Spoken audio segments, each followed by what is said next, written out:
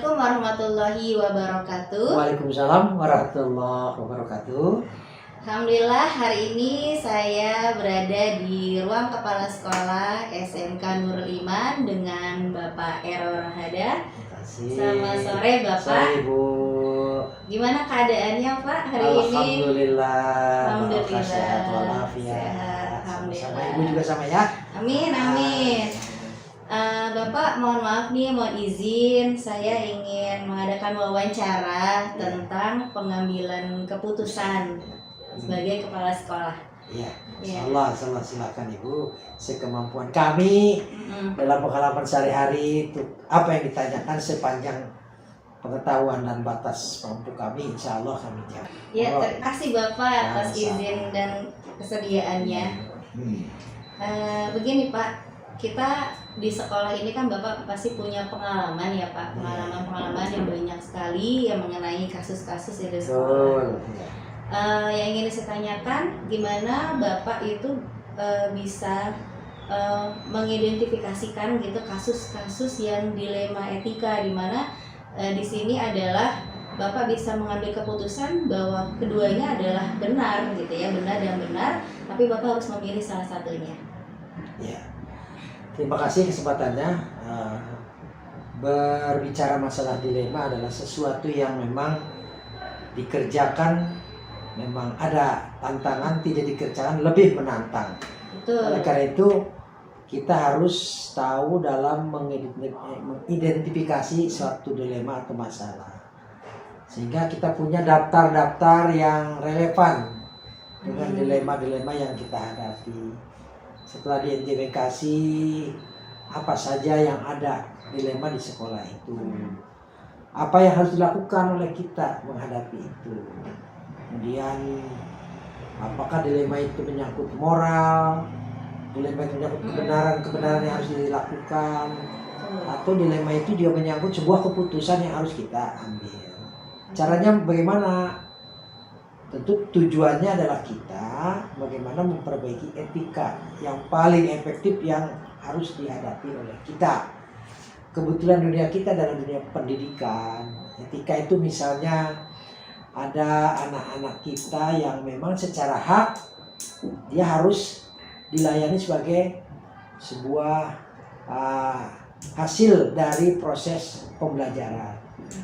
Tapi ada kalanya kita juga punya aturan bahwa dia harus menerima semua kewajiban atau hak, tetapi juga harus memiliki juga kewajiban terhadap sekolah. Dari hal seperti itu ada timbul dilema.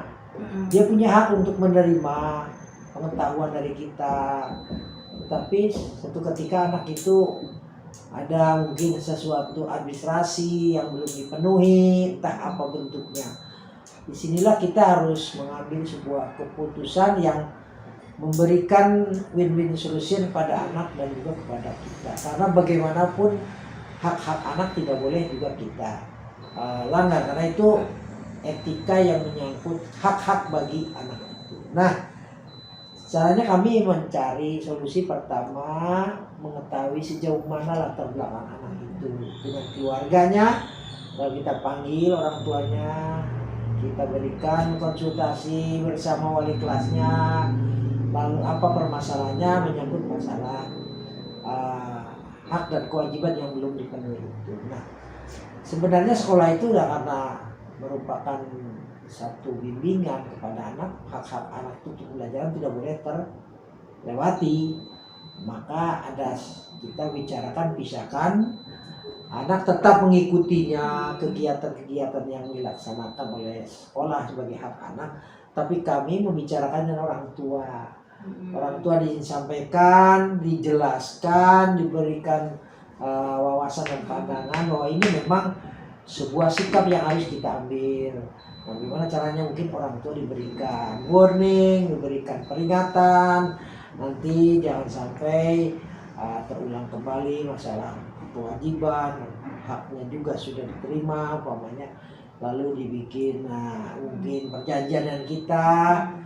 Karena bagaimanapun juga kalau terjadi problema itu di anak, sebenarnya bukan tanggung jawab anak, tanggung orang tua. Maka kita komunikasinya dengan pihak orang tua.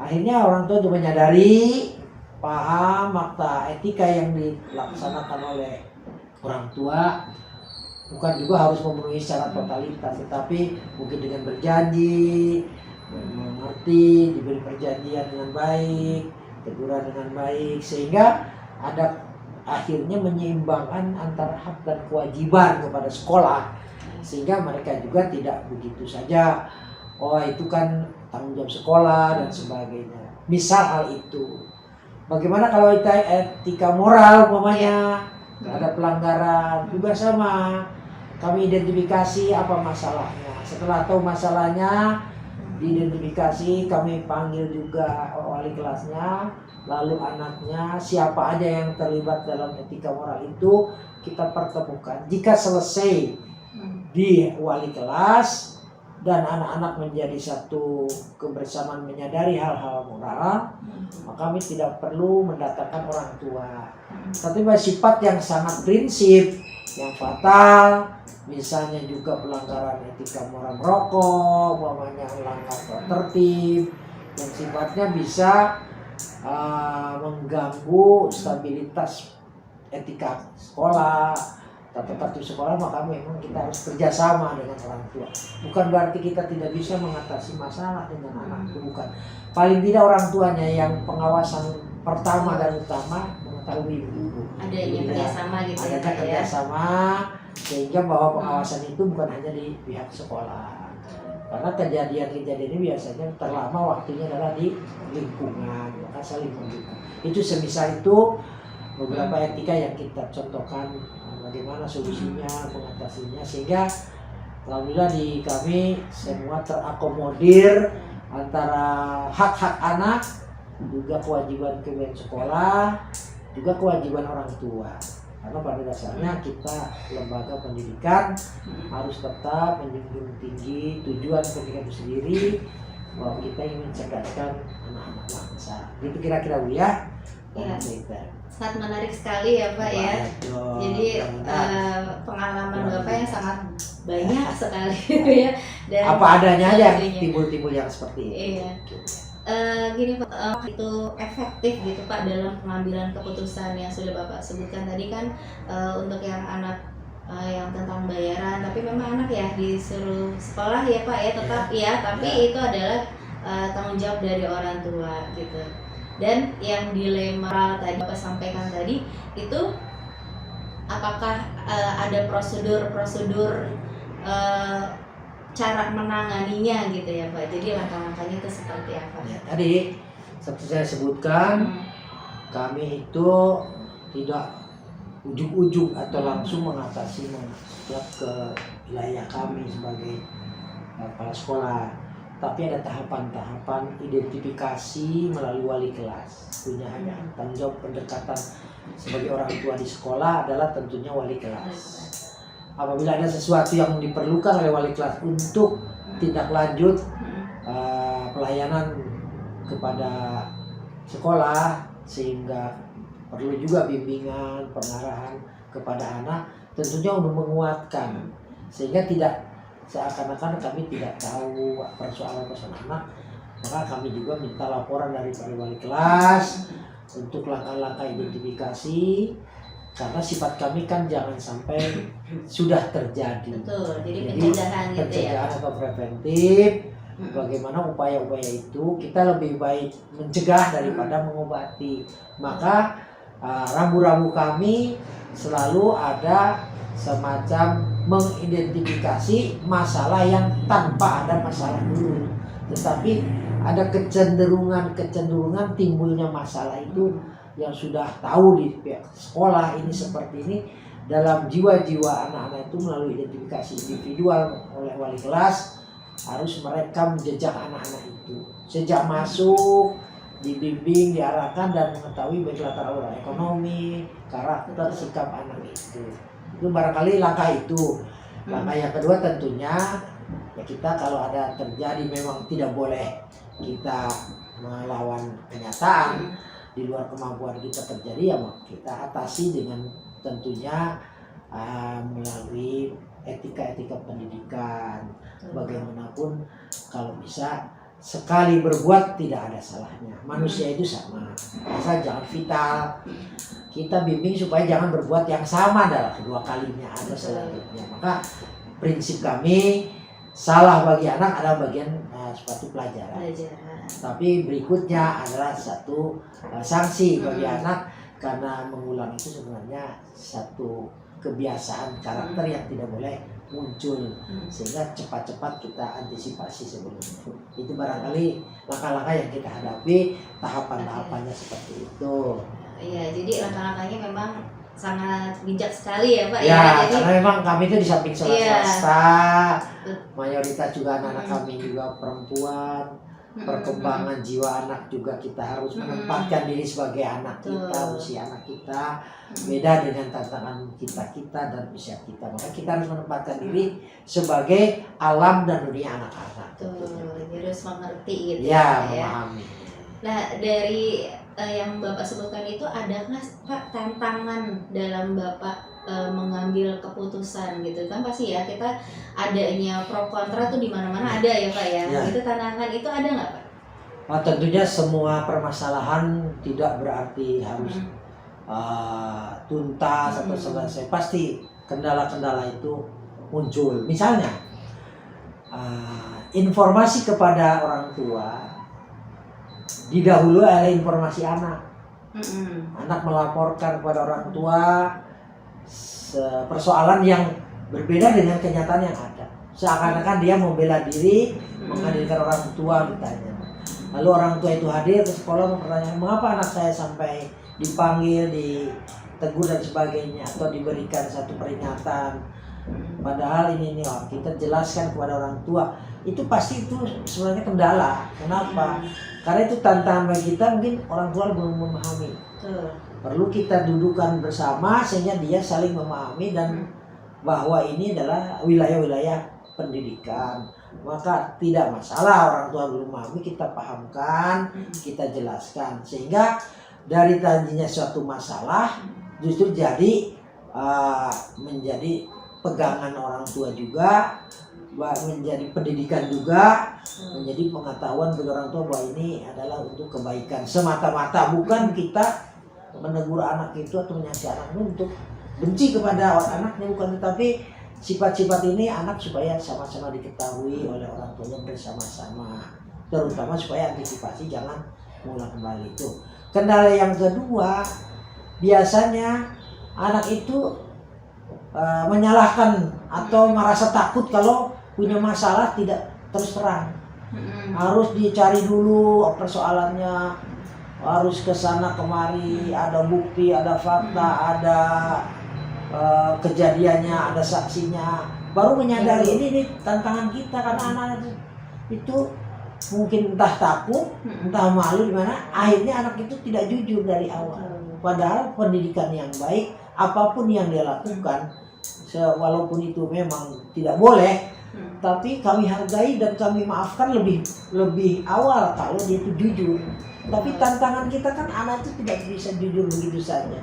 Tentunya kita mencari fakta, mencari data, itu tantangan, mencari saksi, bahkan mencari pengakuan, ada rekam jejaknya, digitalnya ada, tidak, itulah jadi tantangan buat kita. Sehingga dia tidak bisa berkutik, iya berarti menyatakan bahwa dia melakukan pelanggaran etika atau moral maupun disiplin maupun menurut dia pendapat benar, tapi menurut kami adalah salah. Karena banyak tantangan yang berikutnya itu perbedaan pandangan.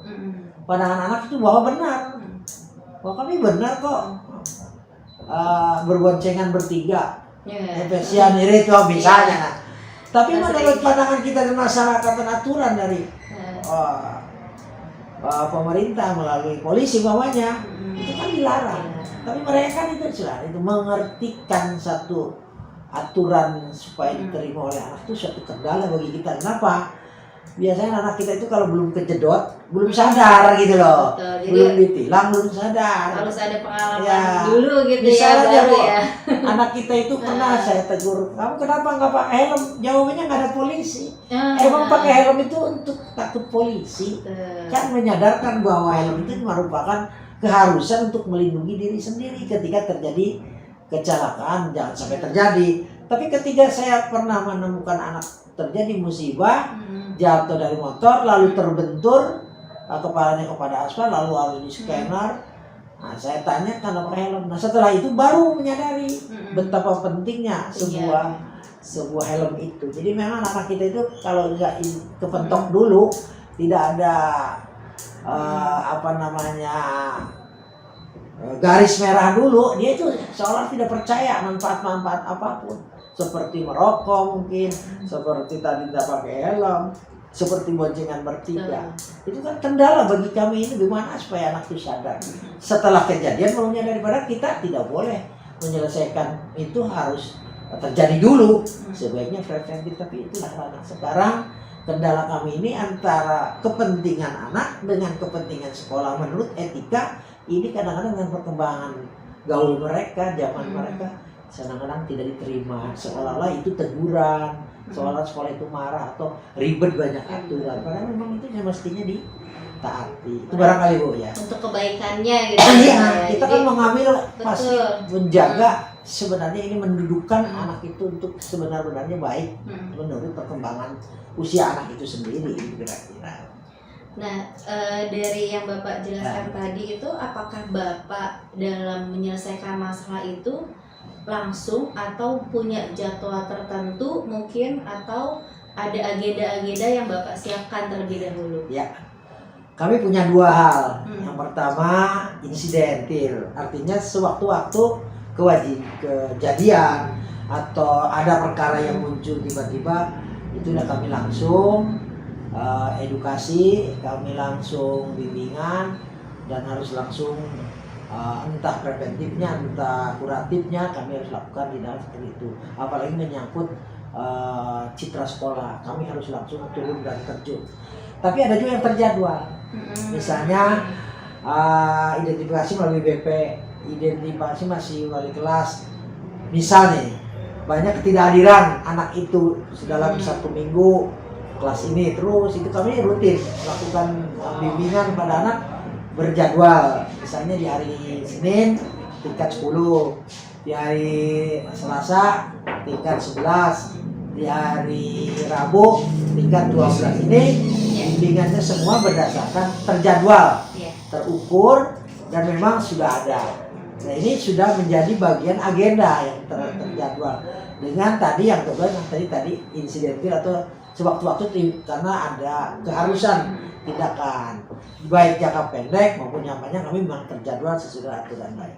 Jadi memang keputusan itu diambil sesuai dengan masalahnya juga itu masing-masing ya. Ada yang tadi yang insiden tadi, atau yang memang yang terjadwal itu memang sudah terprogram. Ya kalau yang terjadwal misalnya kan tadi namanya ada masalah-masalah yang sifatnya masih ada pembinaan, rutinitas perkembangan jiwa anak, ada yang menyangkut prestasi, ada yang menyangkut kehadiran, ada yang menyangkut juga etika-etika yang harus semestinya seusia anak itu sebagai pelajar kelas sekian, apa yang harus dia lakukan harusnya. Jadi ada yang bimbingan ke depan, ada juga identitas dia yang harus diterima dan harus dilaksanakan saat ini seusia ini gitu kira-kira.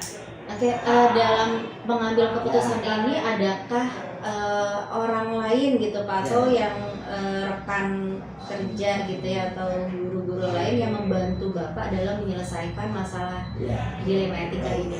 Kami dalam menyelesaikan dilema masalah atau etika dan sebagainya itu selalu, karena kami kebetulan adalah mengambil keputusan, tentunya keputusan itu harus juga melibatkan suatu pertimbangan dan masukan serta arahan dari rekan kami, Dewan Guru, melalui satu yang terlibat wali kelas, yang kedua orang tua, yang ketiga mungkin kalau menyangkut umpamanya etikanya BP, dari BP-nya ada bimbingan penyuluhan. Bahkan kalau menyangkut medis mungkin kami juga perlu konsultasi dengan pihak puskesmas atau mana. Ini ada kerjasama Pak dengan puskesmas? Ada kerjasama jika ya, kadang-kadang sering kita umpamanya ada pemeriksaan kesehatan, kemudian sosialisasi tentang perkembangan anak-anak, pemahaman tentang pergaulan masa remaja atau masa-masa menstruasi dan sebagainya. Itu kita sudah lakukan. Jadi kemudian pembinaan dan pihak lain juga terlibat seperti Babinsa, Banpol, ada pembinaan di upacara umpamanya, kemudian ada pengarahan di beberapa kegiatan seperti latihan dasar kepemimpinan. Itu sebenarnya preventif, tapi itu sebenarnya kan untuk menjaga etika yang jangan sampai dilanggar. Jadi ada preventif itu seperti itu kok, kerjasamanya seperti itu. Barangkali termasuk yang kalau terjadi hal yang fatal, misalnya terjadi ada bukannya pelanggaran, maaf, nah ini belum ada di kita narkoba, kita juga panggil laporan ke polisi, dicek dan sebagainya. Itu juga kita harus kerjasama dengan saya. Jadi Bapak ada kerjasama dari rekan-rekan guru di dalam ya Pak, dan juga di luar ya. Jadi tadi ada puskesmas, ada dari pihak kepolisian gitu ya, karena memang dibutuhkan lah ya Pak sesuai untuk dengan namanya kebutuhan karakter-karakter yang dibentuk di sekolah juga. Oke, menarik nih ya Pak pembicaraan kita. Ini yang terakhir Pak, apa yang bisa Bapak ambil gitu dari berbagai permasalahan-permasalahan yang ada di sekolah gitu, dari pengalaman Bapak dalam pengambilan keputusan? Baik, yang kami bisa ambil sepengalaman kami Bu ya, satu, kita semakin tahu ragam persoalan dengan bagaimana mengatasi ragam itu. Artinya dengan beberapa hal-hal kasus apa yang dilakukan, kita semakin efektif bagaimana sih mengatasi anak yang ada masalah. Bagaimana sih supaya jangan terjadi masalah. Bukan berarti kita harus nunggu masalah atau ada penyelesaian, bukan. Jadi awal dari bagaimana anak itu supaya memang sudah menetapkan tidak melanggar etika misalnya. Dan kalau sudah melanggar etika seperti apa, kami menjadi beberapa pengalaman. Jadi kita mendidik tapi kita juga belajar juga gitu. Karena semua kejadian itu bagi pengalaman bagi kami berharga. Sehingga tidak lagi kita menemukan kesulitan untuk sesuatu yang rumit tentang etika, sehingga mengerucut. Artinya tidak terlalu banyak melibatkan orang tua, tapi anak menyadari. Sebenarnya menemukan kesadaran anak.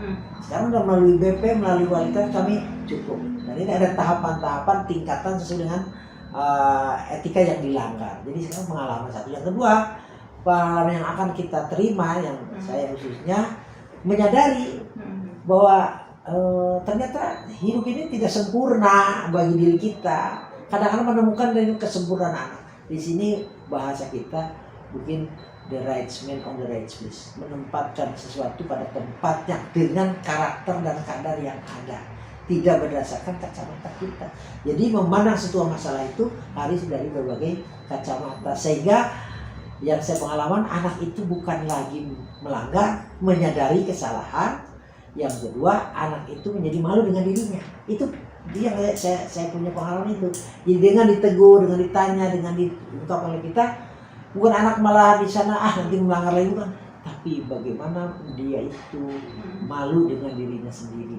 Jadi seperti saya uji coba bertanya kepada teman-temannya, anak ini seperti apa? Oh, dia sudah menyadari Pak, malu tidak. Ini yang menjadi pengalaman itu dijadikan sebuah pelajaran dan diterapkan kepada teman-teman bagaimana mengatasi sesuai dengan jobnya, sesuai dengan itu. Tapi sekali lagi ternyata kita itu semakin banyak masalah, semakin belajar juga kita. Iya. Gitu ya. Karena ilmu pendidikan itu kan ilmu sosial, ilmu berkembang, tidak akan pernah berhenti saat di situ, terus bermutual, sehingga ada masalah baru itu jadi ilmu baru, masalah baru, ilmu baru. Bagaimana persoalan ini muncul, ya bagaimana mengatasinya. Jadi setiap muncul semakin ditempa sesuatu masalah, maka kita banyak merekam sesuatu itu memudahkan kita dalam mengatasi masalah itu sendiri. Itulah pengalaman yang saya rasakan. Mungkin banyak yang hal lain juga, mungkin ya seni lah. Karena saya sebagai leader, memang keputusan jadi manajemen seni dan ilmunya saya terapkan sehingga tidak menjadi beban seperti itu, tapi menjadi tantangan untuk penyelesaian. Ada nilai-nilai pendidikan buat kita. Barangkali itu Bu ya. Iya, jadi semakin kita banyak masalah, Betul. masih beragam gitu ya, Beragam, kita ya. juga menyelesaikannya Iya. juga semakin lebih bijak ya Iya, Pak. lebih Jadi bijak. menentukan apa tadi kan Pak, menentukan sesuatu dengan sesuai sesuatu yang dengan sesuai takarannya takarannya, gitu sesuai ya. dengan Oke. apa namanya kadar-kadar yang Kadar-kadar. harusnya semestinya gitu, sehingga dia bukan merasa ditegur, tapi bahasa Tapi seninya kesadaran gitu ya. ya. Kalau bahasa saya manajemen menyuruh orang dengan tidak merasa disuruh, itu yang Oke, penting. jadi Menyadarkan anak tidak dengan disuruh dan ditekan, tapi dengan kesadaran Kesadaran. sendiri, itu yang paling utama. oke, itu Ya, sangat ini sekali ya, inspirasi ya. banget ya Pak ya. Ya, Jadi ya. Sama itu pengalaman juga Bu. betul. Jadi memang kita belajar dari beberapa pengalaman gitu Iya, ya Pak ya. betul. Belajar dari pengalaman itu. Iya, alhamdulillah Alhamdulillah itu. hari ini saya banyak ilmu ini ya didapatkan. Alah, saya oleh ada Pak Ero. ilmu yang tidak ada di kuliahannya Bu. Betul. Jadi berdasarkan ternyata ilmu itu banyak di lapangan. Oh, Temuan-temuan itu berdasarkan dari pengalaman ini. Makin dewasa kita ditempa dengan suatu masalah itu, ditantang dengan masalah itu, makin arif dan bijak terhadap tindakan kita. Jadi usia kita juga menentukan juga terhadap tindakan sikap, bukan sekedar sebagai guru, bukan sebagai usia, tapi ingin ditantang untuk arif bijaksana. Semakin tua semakin arif dan bijaksana, juga membijaksanakan orang gitu kan. Iya. Karena punya prinsip saya, berbuatlah yang terbaik bagi orang lain, sebaik-baiknya adalah berguna untuk orang lain. Berbuatlah apapun, dimanapun, kapanpun, siapapun, kebaikan itu harus diberikan sekecil apapun. Ini rasanya jadi indah dalam pendidikan. Itu seperti itu. Subhanallah ya. Jadi memang ya Pak ya, jadi kita memang semakin banyak pengalaman, semakin bijak juga dalam menyelesaikan dan memutuskan suatu keputusan ya Pak ya. Terima kasih Pak Ero. Sama Ibu, mohon maaf nih kalau saya lancang, kalau salah, karena saya bukan ilmu, bukan ini pengalaman di saya minta maaf Bapak karena saya kan tidak bisa memuaskan, karena saya kan bukan alat pemuas. Iya, banyak sekali yang kita dapat dari pembicaraan kita kali ini dengan Bapak Ero Rahada, Kepala Sekolah SMK Nurul Iman. Semoga Bapak sehat selalu ya Pak ya. Allah, jazakumullah khairan, terima kasih. Terima kasih. Supaya sama-sama atas kita menggali ilmunya. ilmu ya Bu. Ibu Iya. sebagai guru penggerak luar biasa, mudah-mudahan jadi berkah buat Ibu, berkah buat, dan ilmunya kami bisa menggali dari Ibu, dari anak-anak juga bisa diimplementasikan sebagai guru yang paripurna ya. Insyaallah. Amin. Selamat ya, sukses ya Bu ya. Amin. Terima kasih Bapak doanya. Ya, assalamualaikum warahmatullahi wabarakatuh. Waalaikumsalam warahmatullahi wabarakatuh.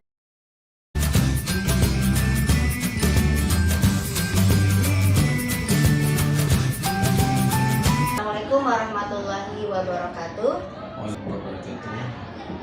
Selamat pagi Pak Yani. Selamat pagi Bu Yusmalina. Ya. Alhamdulillah hari ini saya bersama Bapak Ahmad Yani SPD, Kepala Sekolah dari SMP Nurul Iman. Terima kasih Pak Yani atas kesediaannya yang sudah mengizinkan saya untuk mewawancari Bapak hari ini. Siap, insyaallah. Alhamdulillah. Hari ini saya ingin wawancara tentang pengambilan keputusan, Pak. Yang saya ingin tanyakan adalah bagaimana Bapak itu untuk mengidentifikasi kasus yang merupakan dilema etika atau rujukan moral. Ya. Jadi prinsip dasar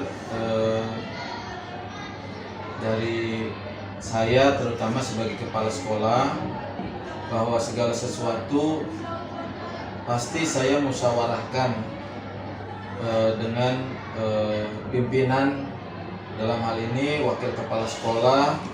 Yang di SMP Nurul ini ada 3, ada wakil kepala sekolah bidang kurikulum, kemudian bidang kesiswaan, dan bidang sarana prasarana. Itu biasa kami selalu musyawarahkan apapun permasalahannya ya, Begitu juga kami juga musyawarahkan setiap bulan itu ada rapat pertemuan guru ya. Itu semua permasalahan termasuk kaitan dengan moral atau etik ya, itu kita usahakan bersama. Tapi kalau yang bersifat lebih detail lagi itu maka bisa aja itu peserta rapat kita batasi, karena keputusannya ini berkaitan dengan misalkan dengan individu atau personality ya, dari guru, teknik ya, atau mungkin siswa. Jadi kalau prinsip dasarnya seperti itu, dasarnya selalu saya musyawarah, berkomunikasi. Musyawarah gitu ya? Iya. Dan saya tidak mau mengambil keputusan sendiri gitu, tetapi berdasarkan musyawarah dan komunikasi. Oke, bagaimana cara Bapak itu untuk mengambil keputusan di sekolah yang kasusnya ini adalah yang sama-sama benar gitu Pak? Ada satu masalah di mana itu adalah benar, tapi Bapak harus memutuskan salah satu dari keputusan itu. Iya. Jadi mungkin dengan contohnya boleh. Iya, saya komunikasikan, saya musyawarahkan kepada guru-guru, tendik, dan juga kepada wakil kepala sekolah itu. Keputusan terakhir atau the final decision maker ya, keputusan terakhir biasanya diserahkan kepada saya sebagai kepala sekolah. Nah, kalau sudah seperti itu, saya mau tidak mau saya memutuskan, tetapi kan berdasarkan masukan kan, berdasarkan masukan dari guru-guru, tendik, dari wakil kepala sekolah gitu ya, bahkan mungkin dari stakeholder sekolah lainnya. Itu banyak sih dalam bidang apa, misalkan bidang kurikulum misalkan itu. Apakah kita seperti kemarin tuh dari dinas ya, itu kan bagus, itu ada penawaran yang program ABM ya, yang tentang asesmen bakat dan minat, itu sangat bagus sekali. Nah, itu kan baik ya, itu baik, tetapi dari segi waktu dan kesiapan kita nampaknya belum siap. Itu pendapat dari kurikulum ini penting Pak, bagus gitu, tetapi kita lihat kesiapan kita belum siap gitu. Jadi keputusan kita ya kita pending dulu, kita tunda dulu gitu, sampai nanti timingnya pas kita akan ambil keputusan untuk mengambil program asesmen bakat minat itu, yang itu sangat bermanfaat ya untuk mengetahui bagaimana bakat minat siswa, terutama kelas 9 ya, kelas 9 gitu. Jadi Bapak kasusnya ini adalah untuk minat bakat ya, minat bakat karena memang waktunya itu tidak pas waktunya gitu ya. Yang kurang pas, kemudian juga SDM kita jadi dipending dulu gitu dipending kan gitu, sampai waktu tepat ya. Termasuk juga kalau mau ditambah lagi itu kita kan ada penawaran tuh, artinya kita masuk di dalam program Sudin atau Dinas Pendidikan, bahwa kita namanya masuk SMP Negeri sebagai mitra untuk PPDB bersama, PPDB bersama gitu. Tapi ya kita musyawarah, kita rapat, plus minusnya kan gitu ya. Akhirnya kita putuskan kita sepertinya tidak mengambil program PPDB bersama tersebut, karena menurut kita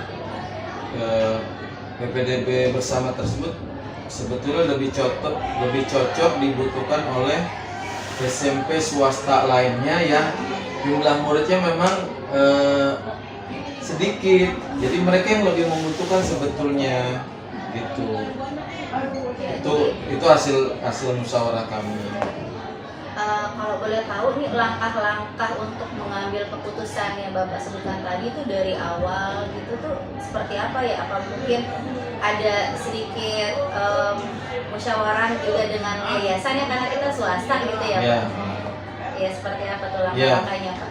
Jadi yang pertama saya sosialisasikan dulu program dari dinas itu, misalkan tentang PPDB bersama, kemudian kita minta masukan, ya kita bisa via telepon, bisa via WA, bisa kita berkumpul bersama pimpinan gitu, dan juga kita mendengar ya aspirasi dari yayasan kayak gitu, dan juga kita juga mencari informasi-informasi dari sekolah lain yang sudah mengadakan PPDB bersama gitu, termasuk misalkan sekolah yang ada di kita nih, ada SMK Nurul Iman kan, ternyata dia juga tidak mengambil karena diperkirakan memang yayasan kurang menyetujui karena memang syarat dan ketentuannya itu artinya semacam rembes gitu. Jadi sekolah mesti nalangin duluan di muka 6 bulan, setelah itu baru cair atau bahkan 1 tahun. Perkiraan kami nih ya, yayasan tuh kemungkinan besar ya tidak terima gitu PPDB bersama tersebut. Karena berkaitan dengan biaya juga ya, Pak? Iya, jadi yayasan harus ibaratnya kasarnya nombokin duluan deh kan gitu. Ada nggak ya Pak tantangannya ketika Bapak itu mengambil sebuah keputusan? Pertama ya berkaitan dengan misalkan keuangan ya, terutama dengan keuangan. Misalkan ketentuan atau pengajuan kita biasa setiap tahun ketika kita PPDB kan kita mengajukan kepada yayasan itu berapa biaya untuk PPDB tahun ini misalkan. Nah, kami sudah musyawarah, sudah sepakat dari pimpinan nih, kepala sekolah beserta wakil ya, nominalnya sekian. Kemudian begitu maju ke yayasan ternyata direvisi gitu ya. Ada beberapa yang tidak disetujui. Di situ kita perlu ya, ini kita anggap sebagai satu tantangan ya, kita coba negosiasi, komunikasi gitu. Kalau memang nggak bisa juga ya sudah, pada akhirnya kami serahkan tuh juga kepada yayasan, karena kami menghormati yayasan itu di swasta ini kan dia yang mengangkat, memberhentikan kepala sekolah gitu. Jadi kalau memang ketentuan dari yayasan seperti itu ya sudah, kami menerima pada akhirnya seperti itu. Gitu. Dalam hal pengambilan keputusan ini, kira-kira ada nggak ya yang membantu Bapak gitu dalam membuat suatu keputusan gitu Pak? Iya. Untuk mempermudah lah itu. Ya, ini yang pasti sih wakil kepala sekolah ya, itu sangat membantu. Wakil kepala sekolah kita alhamdulillah di SMP Nurul Iman ini dengan jumlah murid yang banyak, kurang lebih 500-an gitu. Jadi wajar memang ada 3 wakil kepala sekolah itu, bidang kurikulum, bidang kesiswaan, kemudian sarana prasarana dan keuangan. Ini sangat membantu sekali, dan juga kita punya tim pengembang sekolah ya, kita ada tim pengembang sekolah dan juga ada tim BOS gitu ya. Kalau kita membicarakan tentang budgeting dana BOS ya, yang merupakan amanah dari Kemendikbud, dari pemerintah dalam hal ini, itu kita musyawarahkan tuh semua dan terbuka semuanya, semua tahu berapa budget BOS yang kita terima, terus kita alokasikan untuk apa saja gitu. Seperti banyak masukan-masukan kan dari peserta didik, dari guru-guru bahwa SMP Negeri harus punya sound system yang bagus kan gitu. Kurang lebih ya 2 tahun masukan-masukan itu. Baru anggaran tahun 2024 ini ya, kita bisa realisasikan, kita ajukan ke pemerintah budgeting untuk sound system itu ya, untuk kegiatan anak-anak ketika lomba menyanyi misalkan, lomba mengaji ya, ketika upacara, bahkan untuk kegiatan zikir misalkan tadi kita udah coba juga di masjid ya. Alhamdulillah dengan sound system yang berkualitas ya, yang bagus gitu, itu sangat memperlancar ini kita. Alhamdulillah gitu. Jadi Bapak juga dibantu wakil ya. Sangat itu terbantu, yang sangat terbantu ya dengan adanya wakil, itu luar biasa.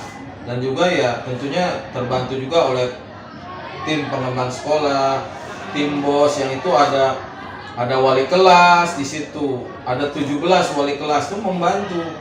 Terus guru BK ya, Bu Yusmalina dan Bu Ami itu sangat membantu. Kemudian juga operator, wah itu luar biasa tuh. Kerjanya luar biasa tuh, operator semuanya sangat membantu sekali tuh. TU semuanya deh. Banyak. Dari Bapak banyak banget ya pengalamannya ini, sangat menarik sekali bagi saya. Dari pengalaman Bapak dalam mengambil keputusan ini, apa sih Pak yang bisa kita ambil gitu hikmahnya gitu, apa yang menjadi pelajaran bagi diri kita? Iya. Jadi yang pertama bahwa setiap keputusan yang akan diambil itu memang sebaiknya kita berkomunikasi, bermusyawarah sebaiknya, supaya hasil keputusan itu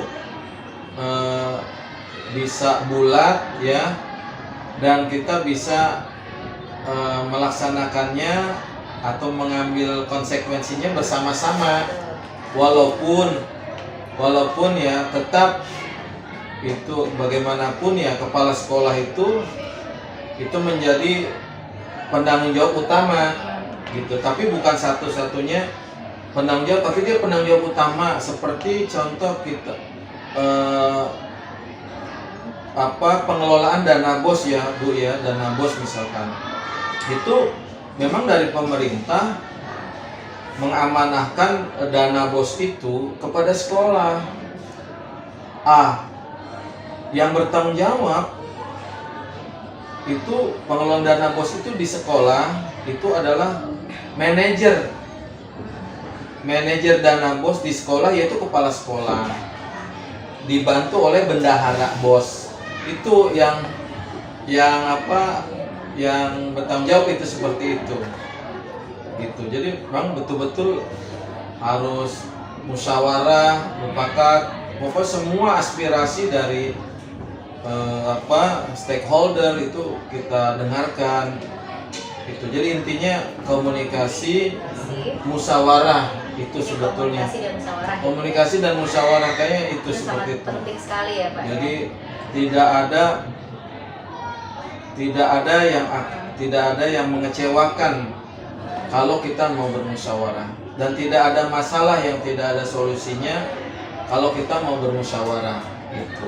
Jadi intinya adalah musyawarah itu bisa menyelesaikan masalah betul. Untuk keputusan yang Betul, Bapak ya. ambil.